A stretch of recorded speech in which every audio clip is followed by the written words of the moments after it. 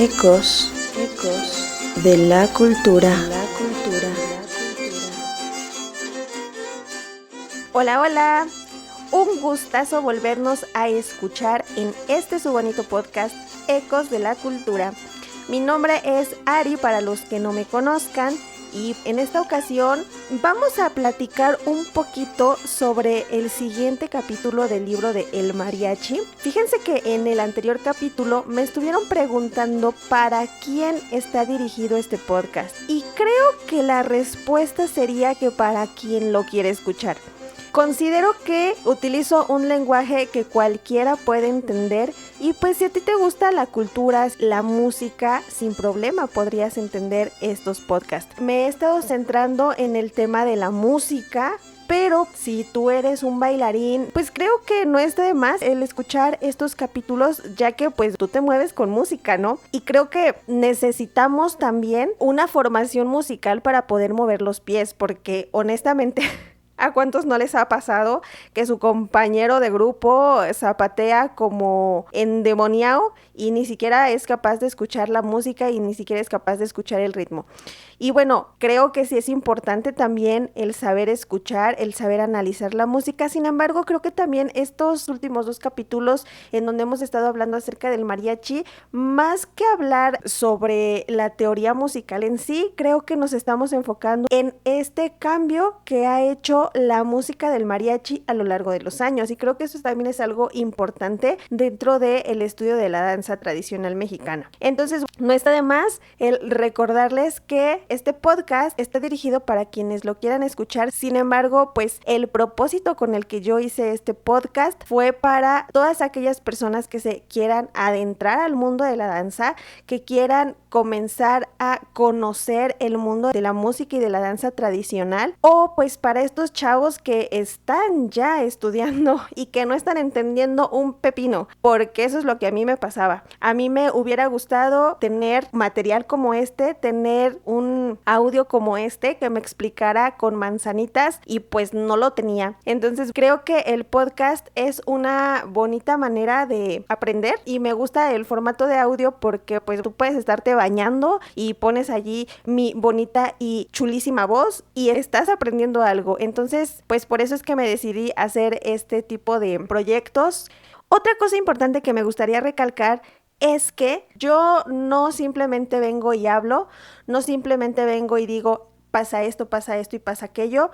Por eso yo les pongo la lectura completa para que ustedes lo escuchen del autor. Si es que no tienen el libro, si es que no tienen la posibilidad de adquirir el libro, yo les pongo esta lectura para que lo escuchen del autor directamente y pues bueno, o sea, inclusive hasta tienen aquí también la posibilidad de citarlo en alguno de sus trabajos si es que lo requieren. Les doy esta parte de el libro en sí tal cual viene escrito y pues ya mis opiniones personales muy aparte. Ya no voy a hablar más, vamos a adentrarnos directamente a nuestra lectura y pues nada, mi nombre es Ari y esto es Ecos de la Cultura.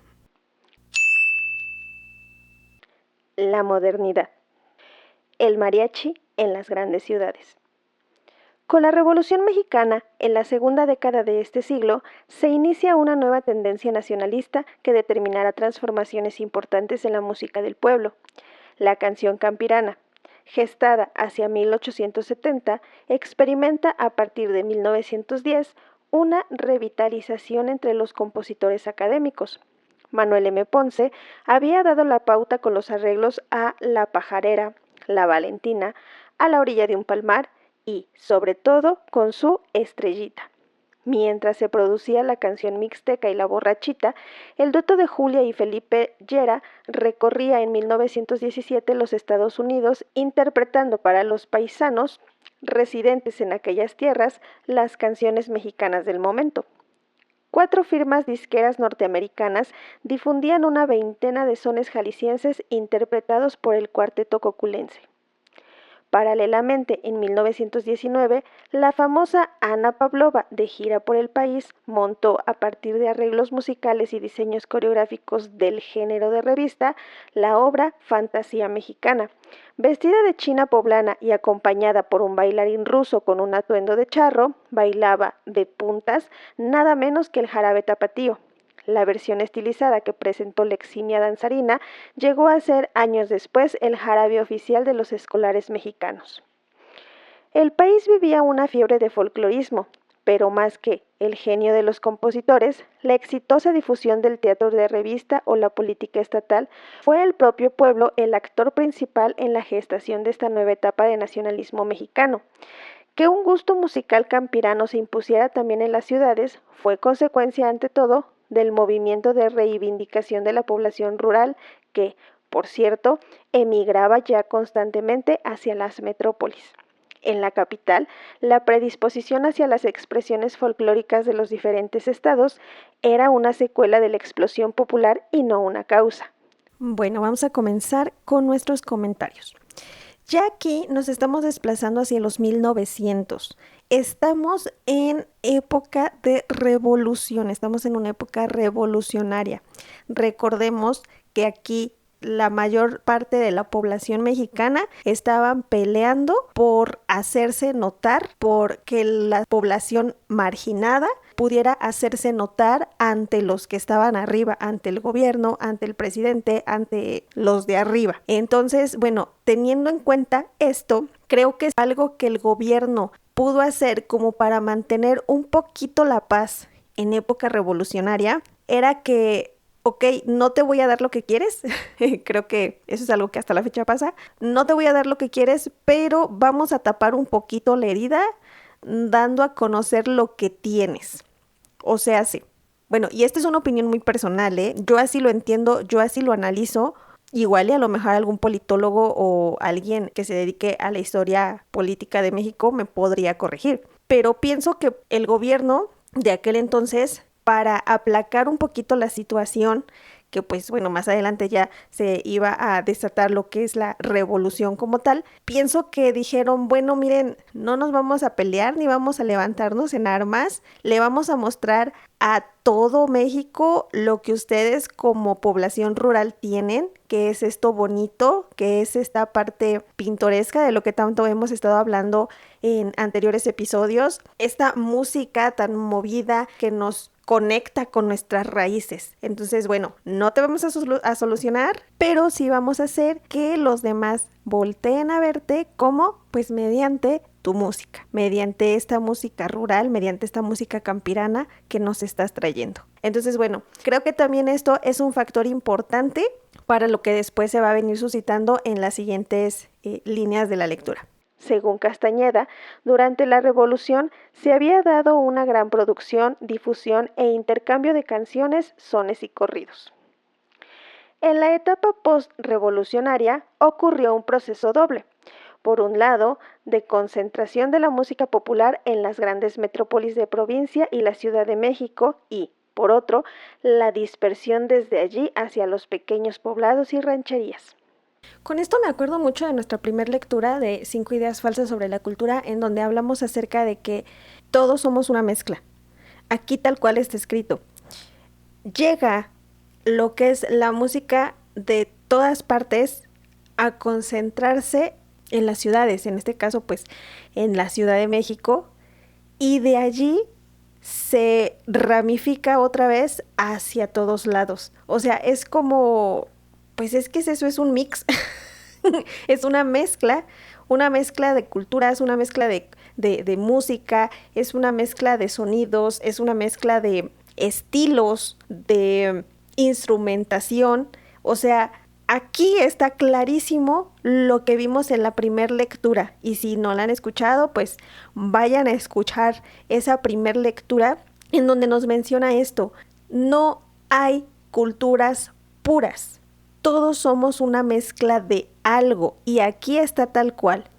Llega todo a un punto y de ese punto se dispersa otra vez para todos lados. Y eso es, wow, o sea, se me hace como hasta mágico.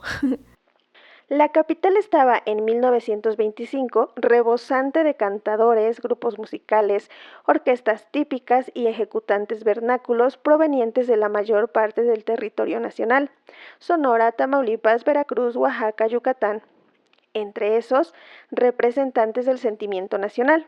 Castañeda menciona expresamente a Los mariachis de Cocula, con su orquesta típica compuesta de violines, arpas, vihuelas, guitarras y voces y con un extenso repertorio de música del Bajío.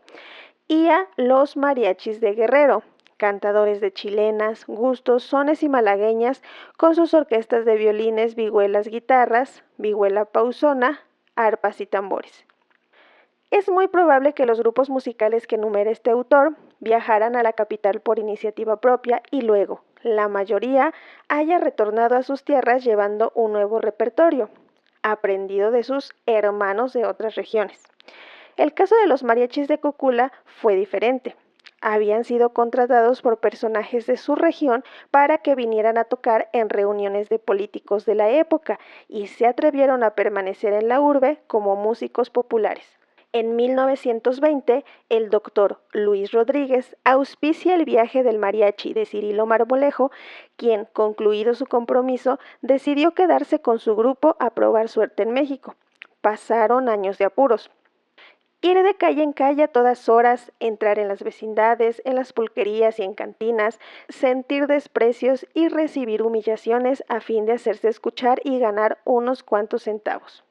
Esto está muy interesante porque es curioso ver cómo ahora los mariachis tienen un estatus pues chidito, ¿no? O sea, la verdad, para que tú pertenezcas, lo digo yo como músico, para que pertenezcas a un mariachi debes de tener una formación pues decente en cuanto a música. Y de repente escuchar que un mariachi tocaba, bueno, dice aquí, ir de calle en calle a todas horas, entrar en vecindades, tocar en las pulquerías, en las cantinas, sentir desprecio y humillaciones es como de, Ahorita, en estas épocas, el decir soy un mariachi, la verdad sí es de respeto. Cuando hay un cumpleaños, lo primero que dicen, va a haber mariachis, porque ya es algo importante dentro de la cultura mexicana.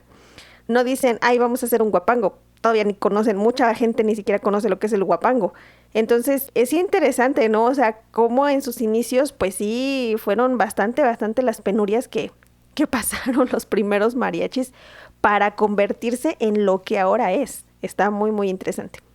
A mediados de esa época se designaban Mariachi Coculense Rodríguez, debido a que su promotor inicial se convirtió por unos años en una especie de apoderado y participaban en las funciones de algunos teatros de revista.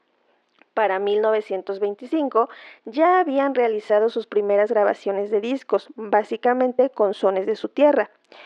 Los diputados jaliscienses Alfredo Romo e Ignacio Reynoso promueven en ese año la llegada del mariachi de Concepción, Concho Andrade. En la celebración del onomástico de Reynoso iniciaron su vinculación en el ambiente culto. Los escucharon músicos del Conservatorio Nacional, compositores y el maestro Miguel Lerdo de Tejada. Este incluso registró algunos sones para adecuarlos a su orquesta típica. Y aquí ya vamos escuchando un poquito cómo va a empezar esta conversión de lo que es un mariachi de pueblo, un mariachi con un sonido más campirano, a un mariachi más de lujo, si lo podemos llamar de esta manera, a un mariachi, así como aquí entrecomillado nos lo pone el autor, que entra en un ambiente culto.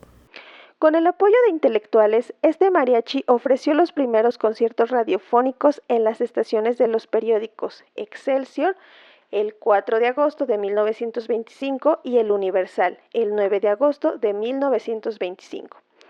El editorialista Fernando Ramírez de Aguilar hizo su presentación recalcando la originalidad de su arte popular. Luego acompañaron al folclorista Vázquez Santana con audiciones en la Escuela de Verano para Extranjeros. En su libro Canciones, Cantares y Corridos Mexicanos, este autor dedicó una amplia sección a los sones de Jalisco, Michoacán, Guanajuato y Guerrero cantados por el mariachi de Cocula. Sus actuaciones no se circunscribieron a los círculos ilustrados, pues no se pudieron sostener ahí por lo reducido del mercado. Muy pronto se establecieron en la cantina El Tenampa, propiedad del coculense Juan I. Hernández. En 1927, Concho Andrade invitó a su compadre Cirilo Marmolejo a tocar en ese centro para que a partir de entonces se iniciara la famosa tradición musical de la Plaza Garibaldi. De manera alternada, así fue el inicio. Mientras uno de los grupos tocaban dentro del local, el otro complacía a su clientela en la plaza. En Jalisco, los gobernantes propiciaban también las presentaciones de los mariachis en la capital estatal. Cuenta Sánchez Flores que en 1924, el gobernador Zuno trajo a Guadalajara un mariachi de Autlán. Actuaron frente al palacio sobre una tarima, alternando con bailadores de sones y jarabes, solo hombres. Los escuché y los vi entonces. Y con un mariachi de Pueblo Nuevo, en 1927, sones y sonecitos y pasos de punta y talón resonaron en la tarima de la Escuela Federal de Arte Industrial para Señoritas, presente el gobernador Daniel Benítez. En México tampoco les faltaba, si bien de manera esporádica, el apoyo institucional. En un festival folclórico verificado en la capital, en el Teatro Hidalgo, la noche del 25 de mayo del año de 1930, uno de los números del programa fue la ejecución por un modesto mariachi de algunos sones con canto y baile. No fue este número de los más vistosos, al contrario, fue el más humilde en su representación. Sin embargo, fue también de los que más aplaudieron. Una confirmación de que en ese entonces el arraigo del mariachi no rebasaba su ámbito regional es el que de las 3 historias de la música mexicana publicadas alrededor de 1930, solo se hace referencia explícita a dicha tradición en la de Miguel Galindo, jalisciense, no así en las de Rubén M. Campos, guanajuatense, ni en las de Gabriel Saldívar, tamaulipeco. Galindo plantea para esa época la vigencia del mariachi a un nivel regional, en contextos exclusivamente rurales, no en los metropolitanos, donde todavía eran unos advenedizos. Para él era en las aldeas, rancherías y pueblos de campesinos, en donde los músicos líricos formaban orquestas llamadas mariachis, a cuyas ejecuciones se denomina fandango. La clase de música que de ordinario se usa en la actualidad, en el volantín, en los pueblos pequeños y en ciudades alejadas de la capital, que tienen su feria de Todos los Santos, Nochebuena y otras, está constituida por los sones y la ejecuta el mariachi. Para los que conocemos esto por haber vivido un largo tiempo en contacto con el pueblo humilde y campesino, es tan natural y estrecha la unión del mariachi y el volantín.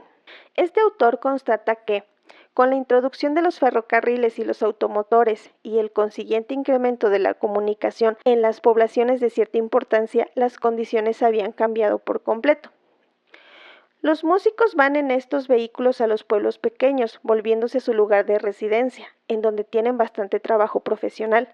Por otra parte, se está llenando la nación de fonógrafos, victrolas y discos, pianolas, autopianos y rollos. Esto hace al músico profesional apartarse de los pequeños pueblos y concentrarse en las grandes poblaciones. Y es que aquí entra algo que los estudiosos de la danza conocemos como el dinamismo cultural. ¿Y de qué va? El dinamismo cultural se refiere a cómo las culturas van transformándose mediante los cambios de la modernidad, mediante los cambios que la misma sociedad va generando. Estos cambios, por lo regular, son cambios tecnológicos que, la tecnología la verdad es que mueve masas. En el caso de lo que el autor nos plantea en el libro, cuando vienen los medios de transporte que pueden ayudar a las poblaciones a comunicarse de una manera más rápida, más eficaz, los grupos musicales pueden tener contacto con otros estilos y con otros grupos de otras poblaciones. De ahí viene pues también lo que mencioné en mi anterior comentario, esta mezcla, esta fusión de culturas, tanto de una como de la otra. Y todo esto fue permitido mediante la creación o mediante la llegada de los medios de transporte. Otro factor importante en la transformación de los fenómenos culturales, dancísticos o musicales es también la llegada de estos aparatos que pueden hacer que el sonido se guarde, como lo es el fonógrafo, los discos. Los grupos musicales ¿qué es lo que quieren? Pues ser escuchados, que la gente los conozca. No tanto pienso yo que como para hacer que su música sea conocida, sino más bien para ser conocidos ellos. Creo que el ser humano busca el reconocimiento por excelencia, ¿no? Entonces, pienso que cuando llegaron estos aparatos que podían ya guardar el sonido, o sea, porque antes era inimaginable que pudiéramos guardar el sonido y que años más adelante y que inclusive muertos nosotros nos pudiéramos seguir escuchando. Era inimaginable. Pero llega esta nueva tecnología y dicen, no, pues yo también quiero quiero ser escuchado incluso después de muerto. Entonces, ¿qué es lo que hacen estos grupos musicales? Van a las grandes ciudades, que es en donde se puede ejecutar este tipo de grabaciones para poder hacer ellos su grabación y para poder ser escuchados más adelante. Entonces, bueno, creo que también necesitamos entender que la cultura se va adaptando conforme a las nuevas tecnologías. No podemos seguir creyendo que van ellos a decir algo como yo soy muy tradicional y en la vida yo voy a meterme con esas cosas del diablo, cómo van a estar escuchando mi voz aunque yo esté muerto. Imagínense, si eso hubiesen pensado los antiguos músicos de mariachi de los 1900, pues ahorita no sabríamos de esa música, así como no sabemos de muchas otras más. Entonces, eso sí es algo que necesitamos tener bien claro. La cultura, tanto dancística como musical, como social, cambia. Va cambiando respecto a las nuevas tecnologías, respecto a la modernidad, respecto a las nuevas sociedades. No pueden quedarse ancladas al pasado. Y eso es algo que creo que en todos mis podcasts lo he dicho. Las culturas son dinámicas. Las culturas cambian, las culturas se van moviendo para adaptarse a las nuevas eras. A esto se aunaba la situación inestable y precaria de la derivada Guerra Cristera, que, precisamente, tuvo como uno de sus escenarios principales a gran parte de la región del mariachi. Pero si unos campos se cerraban para los músicos rurales, otros se iban abriendo. La posibilidad de emplearse de manera más constante, la noticia del éxito de sus colegas y el patrocinio de algunos políticos fueron determinantes para que otros grupos de mariacheros jaliscienses fueran a tocar en la Ciudad de México y con el tiempo se establecieron de manera permanente allá. Los mariachis de Jalisco no solo viajaban a la capital, según lo demuestra el testimonio de Silvestre Vargas, aunque fue allí en donde se dieron, como lo veremos, las transformaciones decisivas.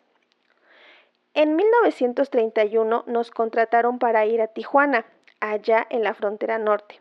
Embarcamos en Manzanillo en un barco carguero. En Tijuana actuamos durante 3 meses en el famoso Salón Imperial, un sitio donde los dólares corrían como un río impetuoso. Retornamos a nuestra patria chica, Tecalitlán, y de allá nos vino a sacar el entonces gobernador de Jalisco, coronel don Sebastián Allende. Pero antes tengo que referir que mi padre me encomendó en 1932 que me hiciera cargo del mariachi y lo reorganizara. Así lo hice, fundiendo en el mariachi los elementos de Tecalitlán con lo propio de Cocula y lo aumenté a 8 elementos, 4 violines, arpa, guitarrón, vihuela y guitarra de golpe o mariachera. Y es que fíjense, a pesar de que aquí ya tenemos a este personaje Silvestre Vargas, que si no estoy mal es uno de los fundadores del Mariachi Vargas de Tecalitlán, el ahora tan famosísimo Mariachi Vargas de Tecalitlán. Aunque este personaje sí hizo adaptaciones interesantes a lo que es la instrumentación del mariachi, si se dan cuenta aún había trompetas. Y estaba un instrumento muy interesante que se llama guitarra de golpe o mariachera.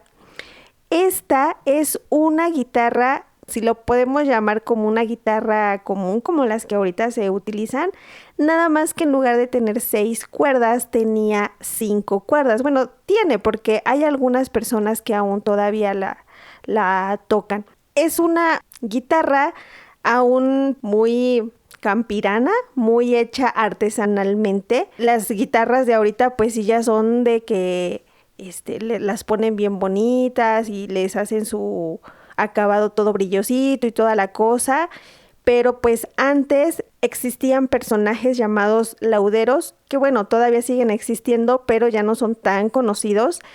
Los lauderos son las personas que se dedican a realizar los instrumentos musicales, pero se dedican a realizarlos de una manera artesanal. Algunos lauderos hacen los instrumentos en una técnica llamada vaciado o escarbado. Esto se refiere a que de cierto modo tienen el tronco, la madera hecha así en volumen pues, y comienzan a escarbarlo por adentro hasta que pueden tener la figura del instrumento que quieren hacer. Los instrumentos, para los que no sepan, pues deben de tener una capa demasiado fina de madera para que cuando nosotros tocamos las cuerdas, las vibraciones de esas cuerdas hagan vibrar el instrumento o esa capa fina de madera, que es lo que le va a dar volumen al instrumento. O sea, realmente son unos artistas los lauderos, son unos artistas de la elaboración de los instrumentos. Entonces, bueno, la guitarra de golpe o guitarra mariachera, pues era más o menos como una guitarra normal, no tiene la pancita como lo es la vihuela, pero solamente son 5 cuerdas. Y el sonido de la guitarra de golpe o mariachera es un sonido un poquito más grave, ya que es un instrumento más grande, a diferencia de lo que es la vihuela, que su sonido es un poco más agudo. El resultado fue formidable, pues como antes dije, en 1934 nos trajo el coronel don Sebastián Allende, a la sazón gobernador del estado, para que amenizáramos la ceremonia de la toma de posesión del general Lázaro Cárdenas como presidente de la República. En ello anduvo la mano de don Jesús González Gallo. Por aquel entonces era, si mal no recuerdo, diputado federal por el estado de Jalisco.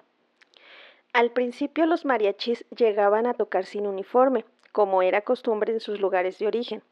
La adaptación al ambiente urbano les permitió mejorar su presentación y recurrir a una vestimenta mexicanista. Acorde con el gusto imperante, la orquesta típica se ataviaba de charros y que fue probada con éxito desde 1907. Pero no todos los conjuntos podían afrontar a corto plazo el gasto que implicaba la nueva indumentaria. En las décadas de 1920 y 1930, los mariachis se vestían en las ciudades de manera heterogénea, con su ropa ordinaria, con imitaciones modestas del traje de charro o con atuendo norteño. Y creo que esto también es un poco parecido a lo que pasa con los ballets folclóricos. El mariachi tuvo que vestirse de una manera como para que lo tomáramos un poquito más en serio. Si ahorita en estas épocas nosotros hablamos acerca de un mariachi o invitamos a, como lo digo, o sea, el mariachi es creo que parte fundamental en las fiestas que nosotros como mexicanos hacemos. Si nosotros contratamos a un mariachi y llegan vestidos de civiles, pues creo que los corremos en ese mismo instante porque pues pensamos que no es un mariachi, ¿no? Pero en realidad la vestimenta, la indumentaria, ¿qué tiene que ver con la manera de tocar? Creo que también ese es un punto de reflexión muy importante, muy interesante, porque sí estamos un poquito acostumbrados a que se vea bonito, a que se vea bien, aunque toquen de la vil tiznada. O sea, sí estamos como bien acostumbrados a eso, a que se vea bonito. Y les digo, o sea, pasa lo mismo que con los ballets folclóricos. Estamos acostumbrados a que sea vistoso, a que sea espectacular, aunque no tenga nada que ver con la originalidad, aunque no tenga nada que ver con lo que se ejecutaba o con lo que se hacía antes, de donde se supone viene esta parte musical o esta parte dancística. Entonces, los invito pues a esto, a la reflexión de... Ahorita pues ya creo que no vamos a encontrar ningún mariachi que venga vestido de civil, pero creo que sí necesitamos entender que el hecho de que no se vistan bonito no significa que toquen mal. El proceso de concentración de los mariachis en las grandes urbes atrajo a grupos de todo el occidente de México. De hecho, fue paralelo al éxodo generalizado de la población campesina hacia las ciudades. Muchos de estos conjuntos emigraron a trabajar una temporada como músicos ambulantes y regresaban a sus pueblos.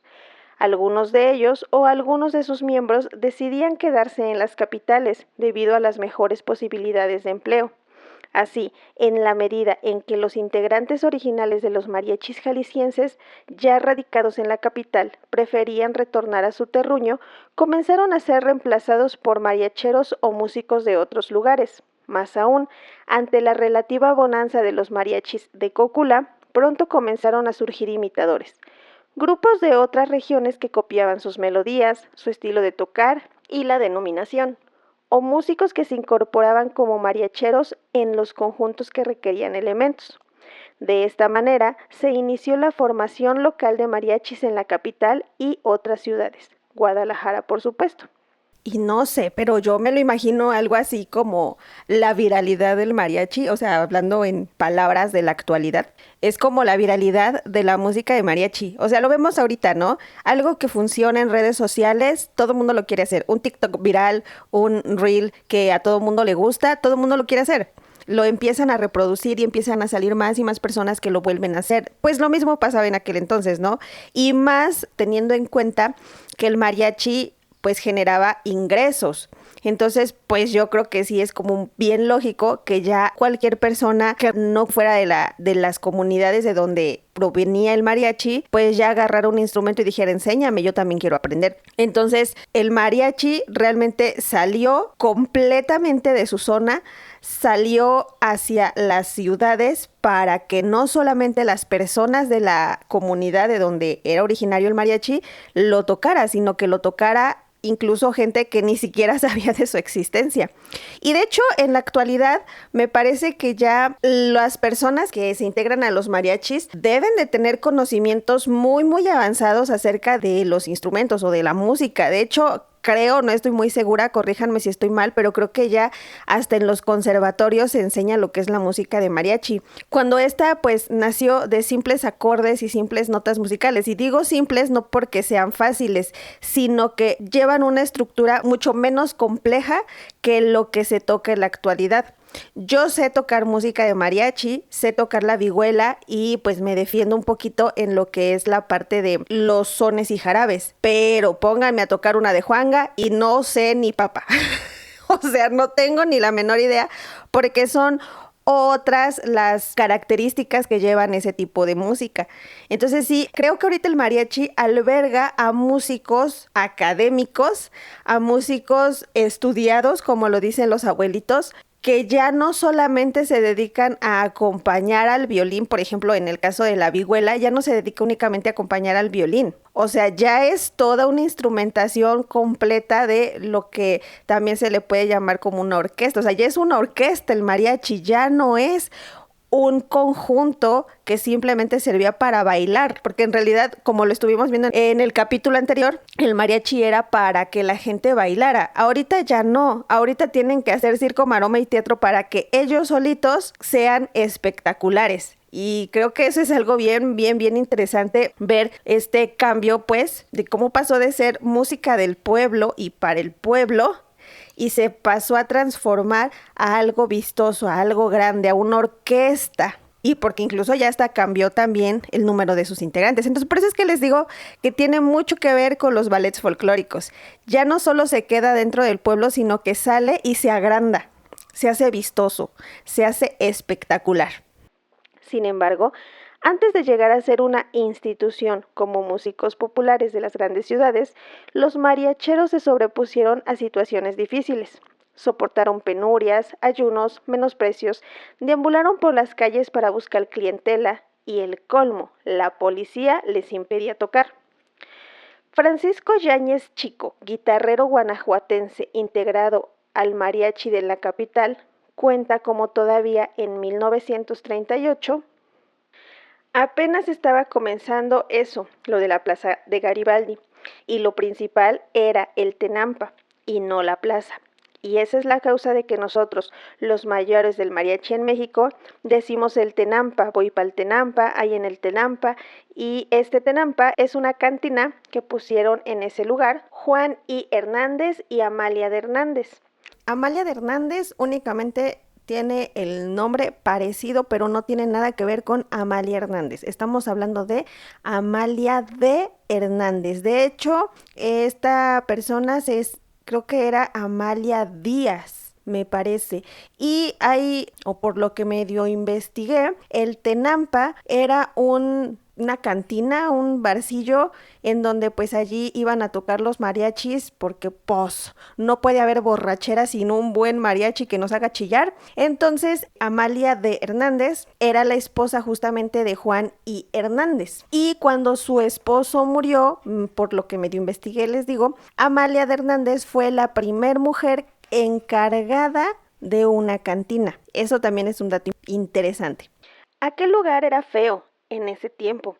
Era un barrio un tanto malo y la policía nos molestaba y nos traía perseguidos. Las prohibiciones para que tocaran en las calles y en las plazas se terminaron en 1940, cuando Lázaro Cárdenas le ordenó personalmente al jefe de la Policía Metropolitana que no se molestara más a los mariachis. Con el traslado y la aclimatación de los grupos de mariachis desde un medio rural a un ambiente citadino, se realizaba su separación con respecto al mariachi fandango, fiesta rural y pueblerina, y también con respecto al mariachi tarima, en la que se zapatean sones y jarabes. Su música era ahora básicamente para ser escuchada, no para bailar.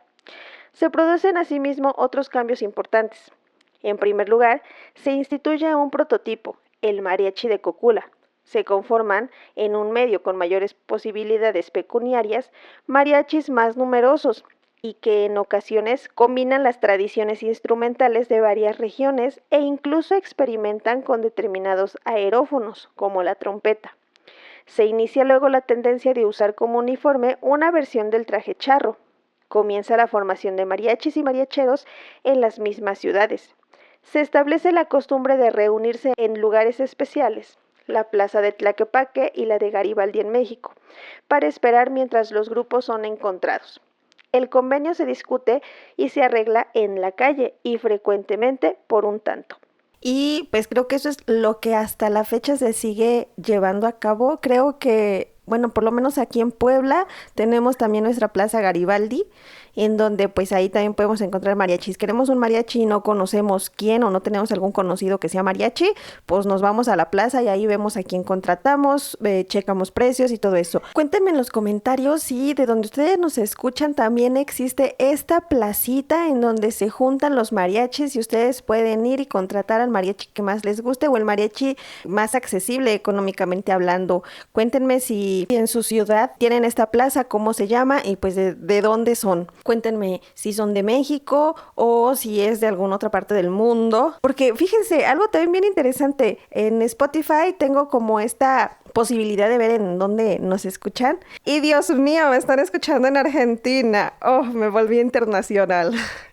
No sé si también por las argentinas también haya esta posibilidad de contratar a los mariachis en las calles, pero pues bueno, pienso que pues en la mayor parte del territorio mexicano sí existe esta plaza pues en donde los mariachis allí se juntan y vas, llegas cuanto quieren y órale, vámonos. En Puebla, les digo, está lo que es la Plaza Garibaldi, está en una zona que le llamamos aquí los barrios de Puebla y está como en una zona más céntrica, la Plaza de Santa Cecilia. No recuerdo exactamente su nombre porque tiene otro nombre, pero está una capillita en honor a Santa Cecilia y también allí justamente se juntan todos los mariachis y pues también allí puedes. Ahí incluso podemos encontrar hasta fletes y cosas así, pero bueno, eso es otra historia. Los mariachis en sí, allí los encuentras también y pues llegas, ¿qué onda? ¿Cuánto? ¿Cuánto por una hora? Y pues ya, o sea, lo que te cobren te los llevas a tu casa y vámonos. Y no estoy hablando de mariachis. No es cierto, sí estoy hablando de mariachis. En esta nueva situación, los mariachis participan en concursos de música folclórica. Colaboran en festivales de bailes tradicionales promovidos por la Secretaría de Educación Pública. Viajan al extranjero como representantes de la música típica de México. Graban discos para compañías comerciales. Dan audiciones acompañando a estudiosos del folclore y colaboran en campañas políticas y actos oficiales del gobierno mexicano. No obstante, todas estas modificaciones, los mariachis no habían sido alterados significativamente en su aspecto musical. Es indudable que los grupos, con la inclusión de músicos foráneos, debieron cambiar de alguna manera su estilo de ejecución. Asimismo, ante los requerimientos de la clientela, tuvieron que ampliar su repertorio y junto a la de su región tocaban música añadida, aires de otras tierras mexicanas y composiciones campiranas de músicos de nota, pero con ajustes a su propio estilo. Comienzan a perfilarse dos tipos de mariachi urbano, el que solo toca directamente a la clientela, como Concho Andrade, y el que se vincula a los medios de comunicación masiva, como Cirilo Marmolejo. En los sones de los discos que grabó el mariachi de Marmolejo no se distingue todavía una voz solista, sino que intervienen varios de sus elementos. Sí, esto también es una parte importante de lo que es el mariachi tradicional. Casi nunca hay solistas. Los solistas vinieron después, que vamos a ver en el siguiente capítulo también, pero los mariachis por lo regular, así como la mayor parte de la música tradicional, se componía por versos, únicamente versos. Era esta parte de, dices un versito y el coro, musiquita, versito, coro, musiquita, versito, coro, musiquita, y así sucesivamente. De hecho, esta seriación de verso, música, es lo que ayudaba también a los zapateadores a saber cuándo zapatear y cuándo no. Creo que para muchos que bailan folclore es bien sabido, por ejemplo, en los sones huastecos, en los huapangos, que cuando está la música es cuando podemos darle al zapateado con todo, y cuando están cantando necesitamos bajar el volumen a nuestro zapateado para poder escuchar la voz del que está cantando. Lo mismo pasaba con los sones de mariachi. En el momento en el que entraban con los versos, los bailadores le bajaban la intensidad al zapateado. Empezaban con la música y órale, a darle. Y eso es algo que en los mariachis actuales ya no pasa. Por eso también no existían los solistas. Aparte de que, bueno, en la antigüedad dudo mucho que hubiera un microfonito y un equipo de audio que los ayudara a que se escucharan más. O sea, no. Pienso, y esto ya también es de manera personal y es como una conjetura que yo hago, que cantaban a 2 o a 3 voces, pues en primera para que se escuchara bonito y en segunda como para hacer que se escuchara más fuerte y los bailadores pudieran escucharlos. Aquí me viene a la mente también, les voy a contar una parte de mi vida cuando yo era más chiquita. Mi abuelita, ella vino de Jalisco, llegó aquí a Puebla por azares del destino, pero yo me acuerdo que mi abuelita me platicaba mucho de las fiestas de su pueblo, de que se ponían a bailar y que luego se subían al sombrero. Ella decía que los señores tocaban sus guitarras, sus violines y pues todos los demás bailaban. Y me acuerdo mucho de un verso que se me quedó bien grabado de una canción que se llama Arenita de Oro. No sé si alguno de ustedes lo conozca. El verso dice más o menos lo siguiente: eres arenita de oro que lleva el agua, que lleva el río. Eres arenita de oro que lleva el agua, que lleva el río. Por debajo de la arena se va llevando, se va llevando. Por debajo de la arena se va llevando, se va llevando. Bueno, ¿por qué decidí cantarles un poquito de esto? Para que pudieran entender que eran versos, eran simplemente cantos hacia la mujer, cantos que no tenían, o sea, no era una canción en sí que tenía un inicio, un desarrollo y un final, simplemente eran versos cantados al azar y ya. Y ahora sí, para que no sonara todo el tiempo la música, cantaban el versito, a lo mejor para la muchachona que les gustaba y hasta ahí. Y también, o sea, no es como que necesites la super técnica vocal para poder cantar estos versos. Este versito de Arenita de Oro es una canción que ya no he escuchado con ningún mariachi actual.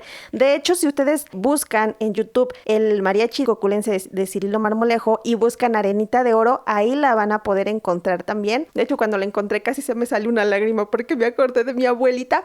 Pero bueno, ahí también se van a poder dar cuenta de esto, que simplemente eran versitos cantados al azar para que las personas descansaran tantito del zapateo y cuando terminaba el verso, otra vez, órale, a darle machín con el zapateo. Pero Marmolejo grabó también piezas regionales y algunas canciones rancheras como Cuatro Milpas.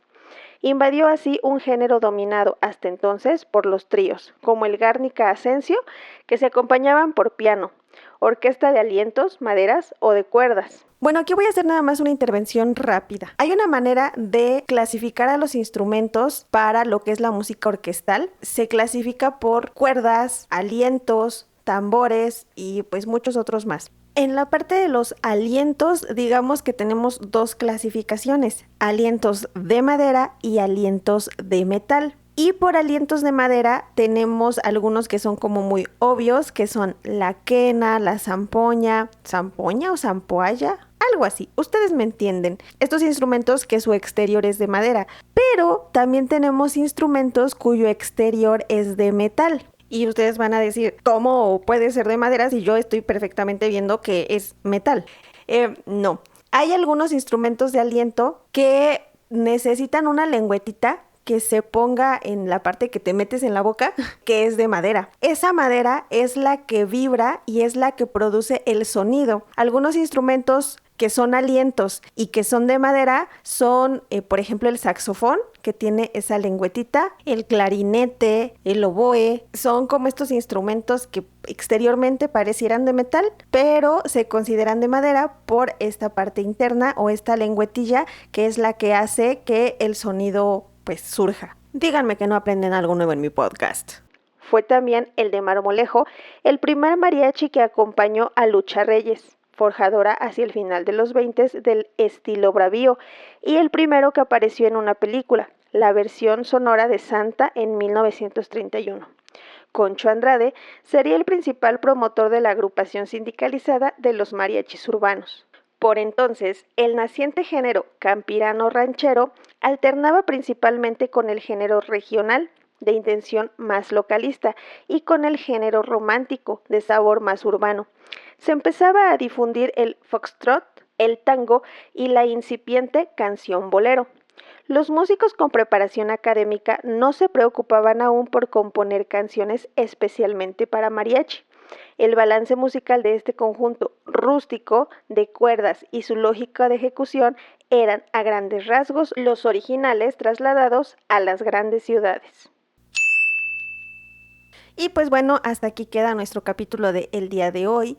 De antemano te doy las gracias por llegar hasta el final de mi podcast. No sabes lo mucho que nos ayudas y pues bueno, como siempre te ando recordando que si este contenido te gusta, por favor me ayudes a llegar a más gente compartiendo, diciéndolo a tus amigos, a tus amigas que me escuchen para que podamos llegar a una audiencia de todavía más personas. Apenas estamos empezando, pero pues esto puede llegar a más. De antemano te agradezco mucho el favor de tu atención. Y pues bueno, nos vemos en el siguiente capítulo. Mi nombre es Ari y esto fue Ecos de la Cultura. Ecos de la cultura.